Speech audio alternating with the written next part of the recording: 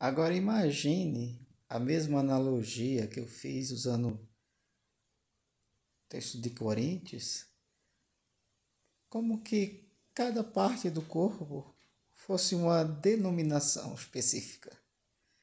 O pé, uma denominação, as mãos, outra denominação, os olhos, outra denominação, os ouvidos, outra denominação.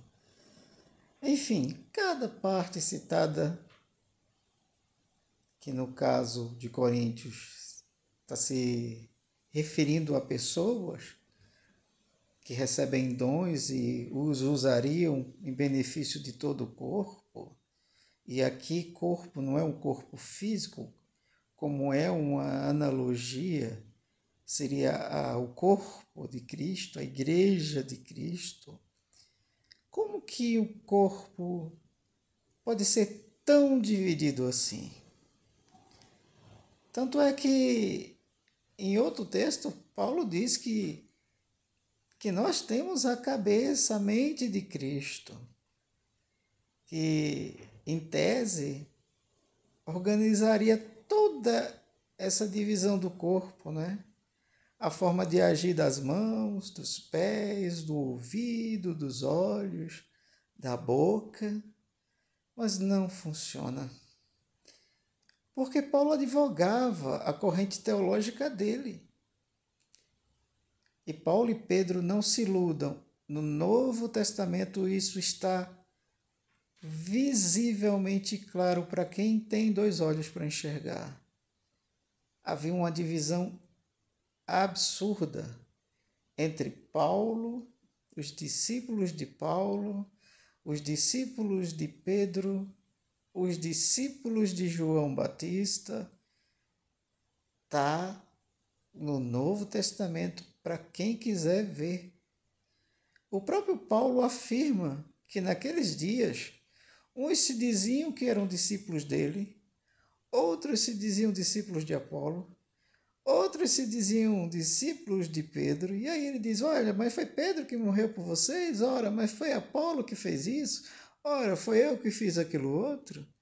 Como tentando consertar uma divisão que foi arrastada por 300 anos por conta da circuncisão. Porque é só ver Tiago, ver Pedro. Eles eram judeus, eles não tinham como fugir do sacrifício judaico. E por mais que houvesse todo aquele discurso que agora tinha que sair, observar a graça, porque Paulo advoga um evangelho da graça. O que é atribuído a Jesus é o evangelho do reino. Já perceberam isso? Jesus, em momento nenhum, veio falar de evangelho da graça, mas ele disse, é chegado a vós o evangelho do reino. Paulo já diz o evangelho da graça. Tiago já disse que era para guardar as determinadas leis, como está lá em Atos. E os discípulos de João Batista, que até hoje tem discípulos de João Batista lá no Irã, são chamados de namadeus, os discípulos de João Batista. Já ouviu falar nisso?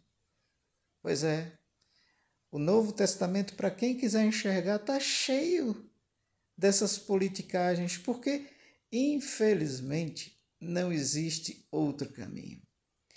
Cada um que diz ter tido contato com o Mestre vai sair dali levando a sua carga pessoal e suas crenças. E olha que era um tempo que não tinha a única Bíblia que se tinha para ler era o Velho Testamento, a Torá. Jesus não lia Marcos, não lia Mateus, Mateus não lia João, não lia Paulo, Paulo não lia ninguém, principalmente Paulo não lia ninguém. O que ele lia era a Torá. Ele mesmo diz, traz os pergaminhos, e os livros são importantes demais para mim. Ele diz que ele era fariseu e depois diz que reputou tudo como perda. Mas o discurso de Paulo é todo dos fariseus, todo discurso dos fariseus, que nada mais é do que o mesmo discurso de Zoroastro, esse mesmo, Zoroastro, o fundador do zoroastrismo, que foi levado pelo Império Persa, do qual há muita influência sobre os fariseus.